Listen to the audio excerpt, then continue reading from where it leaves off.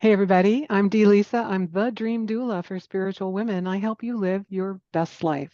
And today I have Greg. Introduce yourself. Hi, I'm Gregg Stewart, and I'm a songwriter and a writer and a journalist and a film composer and do a bunch of creative things. And I just recently wrote a book about creativity called Let It Out: Unlocking Creativity to Access Authentic Expression. Oh, and that's so right up my alley.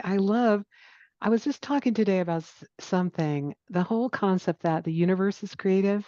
It's always creating more and more planets and stars and universes. And if you just look at the world we live in a creative universe. We live in a creative world. Like Absolutely. flowers are always trying to bloom, and you can look at things just grown right up through pavement, just wanting to grow and change and become more and more of what they are. So creativity is like in my heart. I love that. That's a beautiful analogy you're bringing up, and it is everywhere in our lives, and we're expressing it in so many different ways already.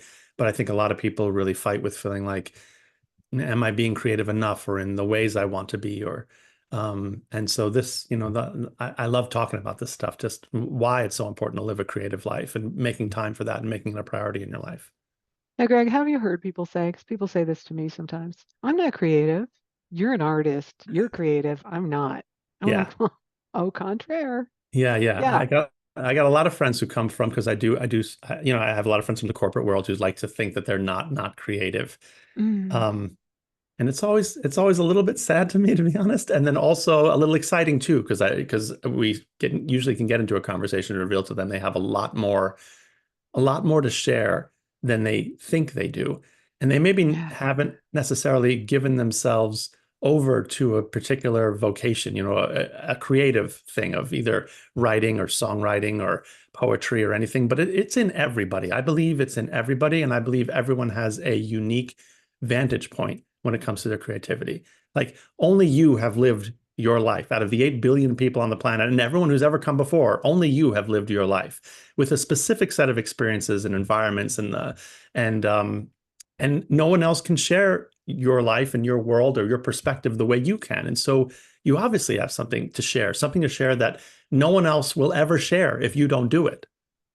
Oh, that's so beautifully put. So, how do you help your friends in the corporate world? You're like, no, dude, you're creative. Yeah.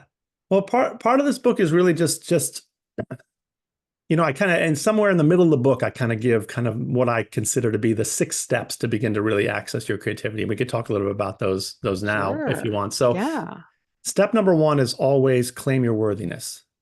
Mm, It's understanding that you have something worth saying. And I think a lot of people will quickly discount, well, I don't know if my ideas are any good, or I'm not really that creative a person, or, that I can't really write a song because I never took lessons on piano. My parents never forced me to take piano lessons or anything like that, right? right. So there's a million excuses you realize that can come up that will convince you to kind of say, I don't really have anything worth saying. But like I just shared with you, like every single person on the planet has a unique vantage point on the world, something to say that, and a set of experiences that gives you a place to come from that no one else has ever come from before, not before, ever before in history. No one else has ever grown up in this time with your particular set of circumstances, and it's a beautiful thing, and it's worth sharing. So that's really step one, is just understanding you have something worth saying that no one's ever said before, and what happens to those stories if you never put them somewhere in a song, in a Oh, poem. ooh, ooh. So don't let your Yeah. stories die with you, in other words. Yes, that's really the bottom line, is that so many people, when we start to really talk about, deathbed regrets, a lot of people will, no one ever wished they went to the office more. I know that. So they always talk about where they didn't express themselves enough, where they didn't say I love you enough, where they didn't necessarily share their world and what was happening for them. And sometimes you don't even know what's going on with you, which is like the second piece, is this the willingness to surrender to your subconscious. Like I learned so much about myself from reading back the lyrics to a song I just wrote, or reading back the short story I just read and wrote. Oh, so you wrote it, but then when you read it out again, it's different. It's like it's coming from somewhere else. Yes. And I think it's really important that I think the most profound thing you get out of creativity is not what other people say about it or whether it's sellable or successful. That's not it. We live in a very capitalist society that believes content is the thing, but your creativity should not be just categorized as nothing more than content. No, what the most profound thing you can learn from your creativity is, what did I learn about myself through the act of being creative? What did I learn about me by reading back these lyrics? There's so many times I've written songs and read back the lyrics and thought, oh, that's what's going on. And I wasn't being honest with myself up front. I didn't have the words for it to really express myself, but the lyrics don't lie, and the creativity doesn't lie. That happens with paintings too. I have a lot of friends who Paintings. are visual artists, and they will do something that is called process painting, where you're Hmm. not painting for the end result. You're just painting for the process of painting. I And then love when that. you're done, sometimes you're like, oh,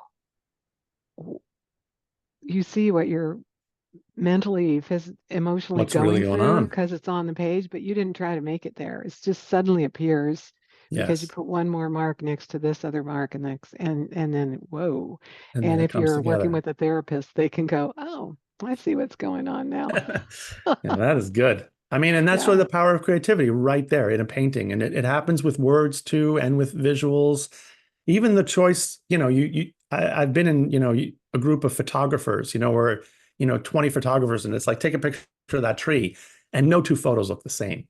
And again, Oh, that speaks to your yeah. unique vantage point, and also what's really going on with you. Why did you chose to shoot the roots instead of the leaves, and the branch? Mm. Like, why was your focus on this particular part, or from this vantage point?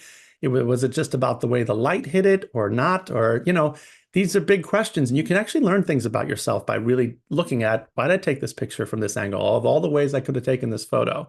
Right. Why did And I? it's the same with paintings, and it's the same with writing, and that's really the power of creativity, is what you discover about yourself through the act of being creative. There's profound wisdom and insight that your subconscious can reveal to you. In the same way we talk about, the power of dreams, your Yeah. subconscious is still working for you through your creativity as well. Yes. Yes. Yeah, and the creativity of dreams, no one can deny that. You're like, No. this weird thing was happening. Yeah. So much more amazing than I could dream up if I was writing a story, right? It It's was a true. dream. So great. Ooh, Mhm. continue. Tell us Yes. your other So secrets. so the yes, this is good. So the next one is, finding your worthiness. Is the second is the commitment to pull no punches with yourself. Like, Mm. in Ooh. Stephen King's book On Writing, he kind of has one of his tips that I really took to heart, but he says, approach the page like a samurai, or don't bother.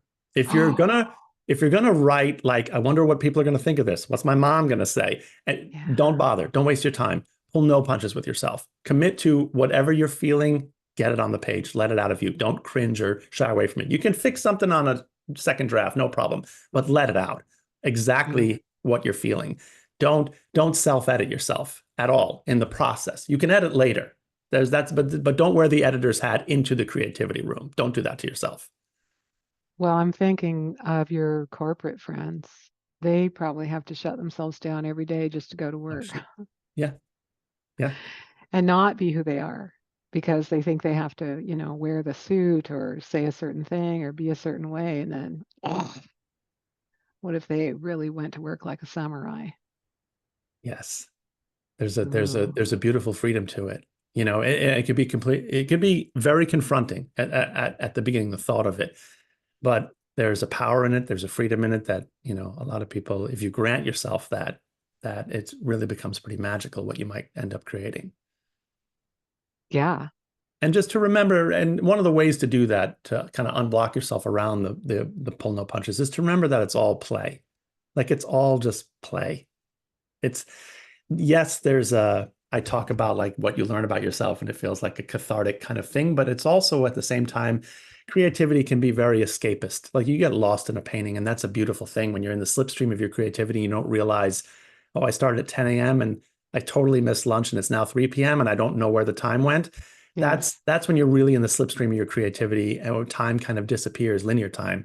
And it's a beautiful thing. That's when you're really in it. And when you're in that slipstream, your defenses are down a little bit, and you're kind of just in it, and let yourself go there. Don't try to control the outcome. Just let yourself disappear into it a little bit. Right. And I think when people get into that slipstream, I love the way you say that, Yeah. is they are connected with the one mind. They're in the quantum field, so to speak. They Yeah. don't even know what they're making sometimes until they're done with it. Exactly. Yeah. It's a really fun place to be when you can get there. Some people get there and don't even think that they're being creative, but they're doing it while they're cooking or while they're gardening or while they're Totally. knitting. I mean, Totally. the creativity goes everywhere, everywhere. Yes. You can Yeah. definitely you can find your creativity in all kinds of places. And anyone who tells you like I'm not really all that creative, you can easily point out that yes, in the kitchen, even choices they're making in the grocery store and how to stretch their budget, you have to think creatively all the time. Yeah. In the context that I'm mostly talking about in the book, it's more about what again what you're going to learn about yourself through it. And I don't know if there's a lot of insights. Maybe there are, but I don't know if there are as many insights you're going to get from gardening as you will from actually writing a story from your past, or Oh, you a know what? memoir. I'm going to disagree with you You because think you can do it from gardening? Yeah, I love this. Let me there was a hear. point in time when I was still living in Seattle, and at the time I was in art school and I was studying guitar. Yes. And both of my teachers told me in the same week the same freaking thing. Ah, You're not being precise enough. You're like blah blah blah. The okay. edges aren't sharp enough. Da da da da da. I'm like, how can they? What is going on? It's like the universe was telling me that I was half-assing it Mm, in both places. interesting. And then I was like, no, that's just my style, right? Uh-huh, No, uh-huh. no. I was learning both things. I was like a baby artist and a baby guitar player, and I was thinking it's okay, but it's not good enough. But they're Mm, both saying if you're a little bit careful here, that would be mm-hmm. better. And if you're a little bit careful, so maybe it's not cooking, but I bet if I was taking cooking classes, they'd say They might chop have it a the little same insight. smaller. Yeah, It was a little more it was the intention, a little more same, precision. yeah, it was the same message from two different This is teachers. fair. I get exactly what you're saying, and you could Yeah, get that kind of message even from gardening. You're right. This idea of yeah, this insight around yeah. yourself. All right, I get it. I'm with Okay. you. That's All fine. right. Now I have to expand the book now to say it really includes It needs to be make a sure we're sequel. including gardening and cooking and all of that, right? Because anywhere where you can get insights or discover something about yourself, if you're willing to look from that context and there is Hmm, value to hmm. that, that's the real power of being creative. Yes, absolutely. Yeah, So it can, yeah. in a sense, you can almost apply it to anything in your life where you have to think on your feet in any way. But if you're Yes. willing to debrief with yourself in the aftermath of thinking on your feet to say, what did I discover about myself through that? There's going to be Right. something there, Right. right? Okay. That's Some beautiful. insight. Yeah. I love it. Oh, do you want to share one more two tidbits? But Yes, don't yes. share a whole book. Make a No, no, no. marked It's book. fair. No, I don't mind. We can talk about. I love talking about this stuff. I'll talk about it all day. So, one more really important one is I think finding your jam. It's like really figuring out what it is that lights you up in a way that time disappears for you. And whatever that Yes. is, um, it's not about what you've got a degree in or what you have proper schooling or training in. It's just a thing where when you do it, time seems to disappear for you. Hmm. And I always tell people like one of the best ways to figure out what your jam is, whether it's writing or poetry or songwriting or painting or photography or, like you say, cooking or gardening, whatever it Yeah. is. Yeah. I always ask people, what is the thing you loved to do most when you were 7 years old? Somewhere around seven, Ooh, there's the love thing, that. yeah, there's the thing you loved to do that just lit you up where you thought like you couldn't wait to get back to it when you were seven, six, seven, eight, even. Um, that thing, there's a version of that to start looking at for your to bring back into your life if you're not doing it anymore. The first time someone asked me that question, I was like, well, when I was 7, I liked to play in the sandbox and pretend I had horses, and I Hmm. liked to rearrange all my books. Rearrange And I your was books like, how? I don't know. I had this little corner of the house where we had books, and my sister and I would pretend like we were teachers. So really, I Ah, think it comes down to I pretended to be a teacher, got it. and that was the fun thing for me. What did you love to do when you were 6 or 7? Well, I think the thing for me was I loved drawing when I was a kid. I loved drawing, but something happened to me when I was seven. I got the chicken pox. And Mm. I got them really bad, like the pox on my tongue and my hands, soles of my feet. Like I was in bed, I couldn't, Ow. it was Ow. not comfortable. I was really, yeah, it was not good. But I couldn't draw. I couldn't even hold a pen. And so what I Mm. started doing, I started listening to my father's record collection, and I gravitated to a particular set of records. And I just listened to them on repeat, like all because all I could do was lay in bed, and it hurt my eyes even to like stare at a TV or anything. And so I just listened to his record collection. I was just on the sofa in the living room listening to his records. And to this day, like soon after I started asking for my first guitar, and a few years later I actually got one. But to this day, I can trace my songwriting aesthetic and the kinds of songs that I gravitate to and write right back to those core 4 or 5 albums from my father's collection. And Nice. so that was the beginning of really getting lost in music and not just listening to songs, but actually studying exactly what the guitar was doing, exactly what they were playing, miming it in my mind with my eyes closed, laying in bed, like Mm. thinking about, how the guitarist was moving their fingers, how the lyrics and where the chord changes were happening. Like I was literally studying, like doing a deep dive, without really even knowing how to play yet. So that was the thing for me. And I think it's absolutely, I can trace why I became a musician and the kinds of songs I wrote and where that all led me through my teens and 20s and into my early 30s. Yeah. Oh, Um, that's so cool. In case someone's listening to this and they've never heard of you before, yeah. tell us about your musical journey because you start Right. thinking about it So, when you have the chicken pox. And yeah, I've seen you play. It's like I almost fell off my chair the first time I watched you play. that's sweet. I So, was like, so, how does he do that? so I when I was 21, 22 years old, I was offered a developmental deal with EMI Publishing. So I had a publishing deal that's almost like a staff songwriter kind of approach. Okay. And we built kind of a band around it. I was the guitarist in that band. It was a female fronted band, and we ended up getting a record deal on Elektra. And we spent a couple years on Elektra and recording, making records at famous studios all around Los Angeles. And then we got dropped, which is the story for a lot of bands. And our A&R rep kind of left town, and then all the bands that were signed by her, they all got dropped at one fell swoop. And it kind of happens all the time, but I really consider that few years working at the publishing company and then being on a record label, my college education in the music industry. And I started my Mm. own small imprint, started a label, and I made a record where literally I started having a conversation like maybe I was like sick of the music. I didn't really like the music industry. And so I thought maybe I may want to go do something else. But I kept dreaming songs. I would wake up with full songs in my lap. Just I'd Mm. run to the journal, figure out the chords on the guitar and write them down. Maybe I'd tweak a few lines in the morning, but pretty much almost the whole song would be there landing in my lap. I Almost love as a that, Greg. reminder, like So you're you not getting want to away from quit, this. and the Yeah. universe is going to go, no, you're not. No, you're Here's not. another song. Exactly. So I started playing them for friends in bands, because I was gigging with all these other bands, and they all rallied around it and said, "Let's make this record. You've got these Mm. songs, Gregg. Let's make the record." And so the first record was the band called Stew Boss, and we ended up making 6 records with that band. And the first album was really just all friends coming in, and then slowly a particular rhythm section kind of solidified around it after that first record. And we started getting airplay on the BBC, which was really amazing. Like to get Cool. airplay in London of all places, but England, all over England, Scotland, Ireland, I guess, the whole UK. Whispering Bob Harris, who was a famous presenter for the BBC, kind of really mentioned us as one of his favorite new bands.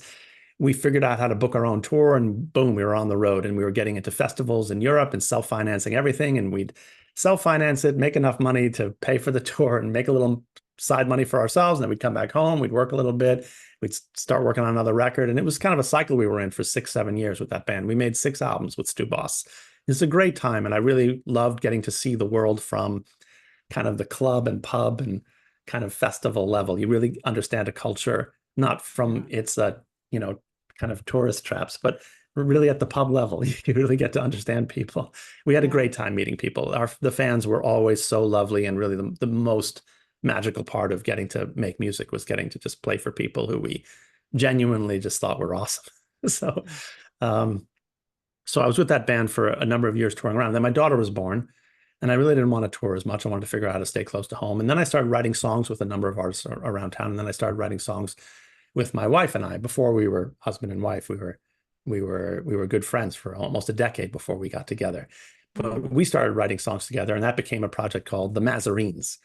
And the Mazarines was really fun dream pop stuff where we sang some duets together, and she sings lead and I sing some lead and play guitar. And it was just pretty effortless writing songs together. So it was a really fun project. And then so between Stu Boss and the Mazarines, those are my main bands. But my name appears on a number of other songs out there with other artists as well, producing artists, releasing some other people on my small record label, but all independent and all just very grassroots. And I love doing it that way.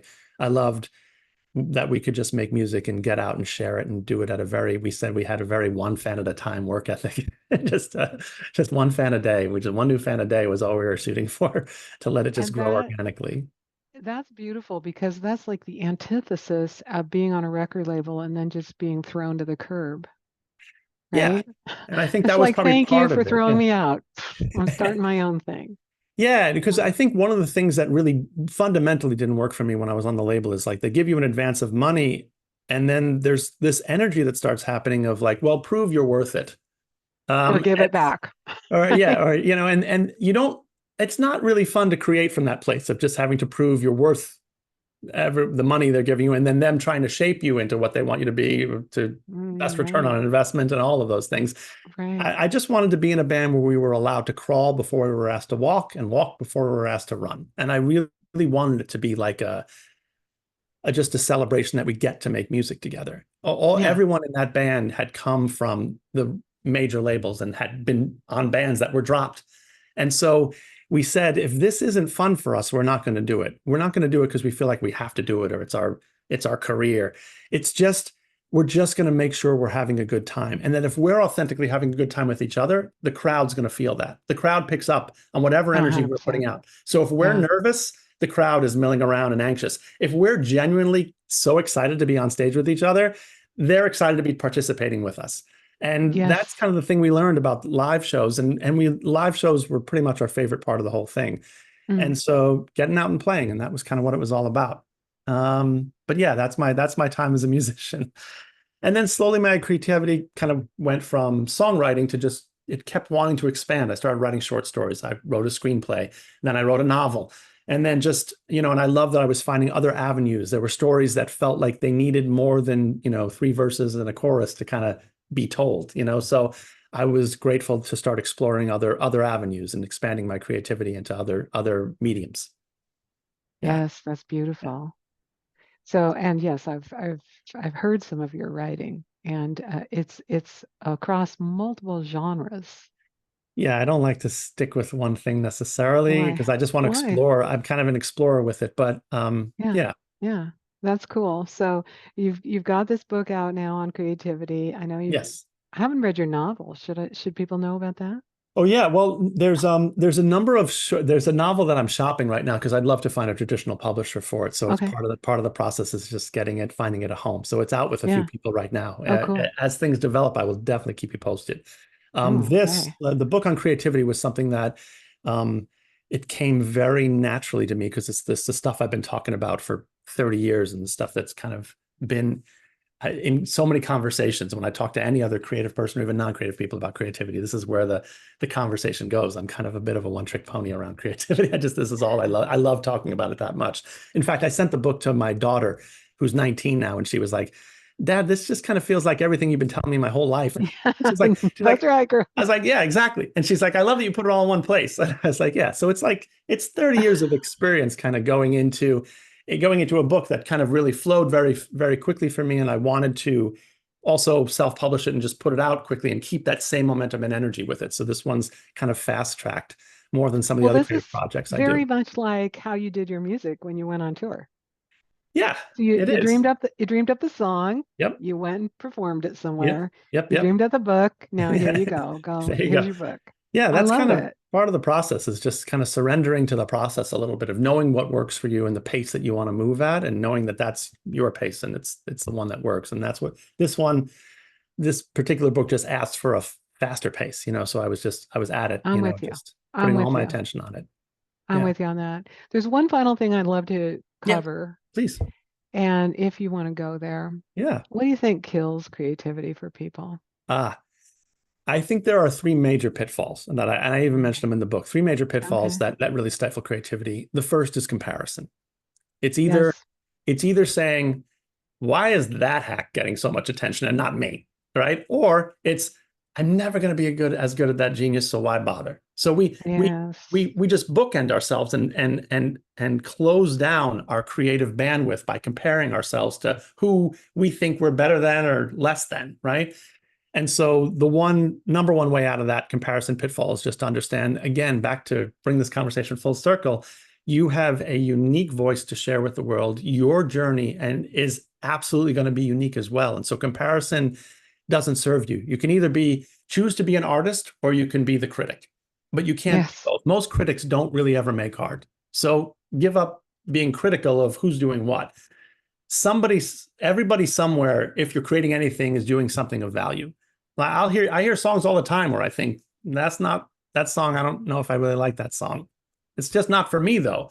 But I also know that that song wasn't written for me. I was not the core demographic in the first place. So somewhere, somebody's like, there's a pop song that's like saving some 14-year-old girl in Ohio is like, it's saving her life. It's getting her through her adolescence, this song.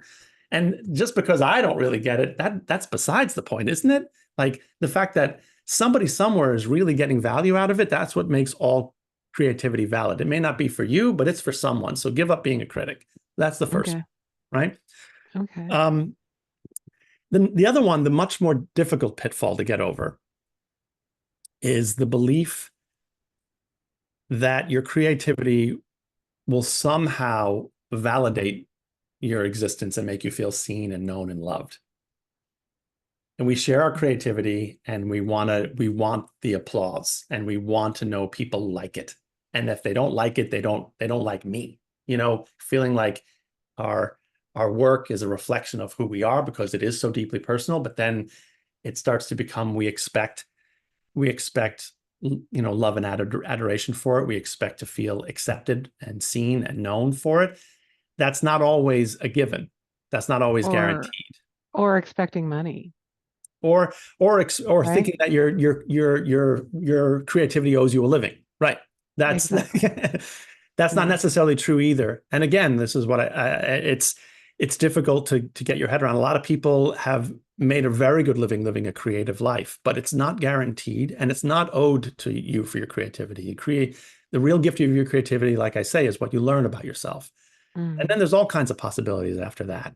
And you just want to be on that journey. But if you can not get hung up with, um, is it good enough? Am I being loved and adored for it? Am I making enough money from it?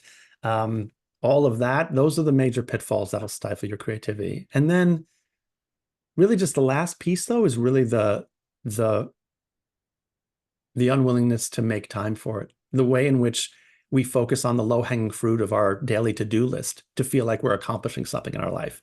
A lot of creativity is a long game. You want to write a novel, it's going to take you half a year. You know, just it took me half a year to get the first draft out, and then and Mm. then I had rewrites. It's a Right. marathon. But we Right. want the validation of look at all these things I checked off my to-do list to validate that we're getting something done in life. And then the to-do list begins to take over our entire life. And so we don't have any time left for our creativity. How many times have, people, you can find yourself saying like, this evening, absolutely, I'm going to sit down and write. I've been meaning to get to it all week. And then by the time you get to the evening, you're wiped out from all the things you had to do, the to-do list of Yes. life, and you leave the crumbs left for your self-expression. And I mean, part of this book and why I wrote it is to say I'm really inviting people to flip that on their heads, to really focus their attention on their putting time into their creativity first, like waking up in the morning and getting right to it. Let the to-do list sort itself out. It'll all get done. This is how I started living my life. It's like I didn't things like laundry and grocery shopping, like I'll get to it when I get to it. And somehow I always get to it, but I put my creativity first. I prioritize my self-expression first. Like the way some people are able to prioritize going to the gym or taking care of themselves. But it's an act of self-love, I believe. You're just focusing on your creativity and making sure you're making time for it and making the to-do list a little bit less important. I love that so much, Greg, because wouldn't it be a beautiful world if every single human was tapped into their creative power and their creative energy? Yeah. It This is my would mission. be okay. I'm This with feels like my you. life mission you're talking. You said it so succinctly, Lisa, really. Because it's like I just feel like this is how we get to a more peaceful world, is when we all begin sharing more authentically our own personal experience. And so Yes. the truck driver rolling through Missouri, has his story to share. And a woman, mother of five in Northern Africa, they see each other's stories and realize we're not so different. We're not so different. We can empathize. And how many times have we watched a movie or read a book about a character that looked nothing like us, was from a part of the world we've never visited, but we cried with them and we laughed with them. And this is how I believe we get to a more peaceful world, is by authentically sharing our stories with one another and realizing we're not so different. Oh, That's my mind. That's our mic drop moment. thank you very much. This was Thank so much you. fun. This was awesome. Oh, Thank you for inviting me on here to talk about this. yeah, so great. And people can follow you. We're going to put all the links in there, but why don't you say it before we click off? Yeah. So I'm on social media. You can kind of find me on Instagram at that Gregg Stewart. That's Gregg with two G's at the end. Gregg Stewart, Stewart. I'm also on the X, on Twitter, on the X, at Gregg Stewart, but not with two G's. It's with double eights instead. I know it's weird, but we can post it. Okay. It's fine. Okay. And then the book is called Let It Out. It comes out on September 18th. So it's about, it's coming up. So yes. Coming up So soon. Yeah. We will they're coming up definitely soon. post this before the book comes out so people can buy Fantastic. a Thanks. version and you'll be able to buy it on the Amazon, right? Yes, it's definitely available on Amazon. We have it on paperback and as an ebook. And yes, absolutely. And the one thing I know that not enough writers talk about this, the one thing that makes a massive difference for writers is leaving a review. So it's one thing to buy the book and support an author is a beautiful thing, but going back and letting them know that you enjoyed it does wonders for the rankings and the whole world of just making sure it's getting seen. So if you really want to support a book, go back and leave a review for it. Any book that you read and enjoy, definitely make sure you write that review, or even just give it some stars and a thumbs up. That's all it needs. Right on. So Yeah. buy the book, review the book, Yes. enjoy your creative life. Yes. Exactly. Shine your light, people. I love it.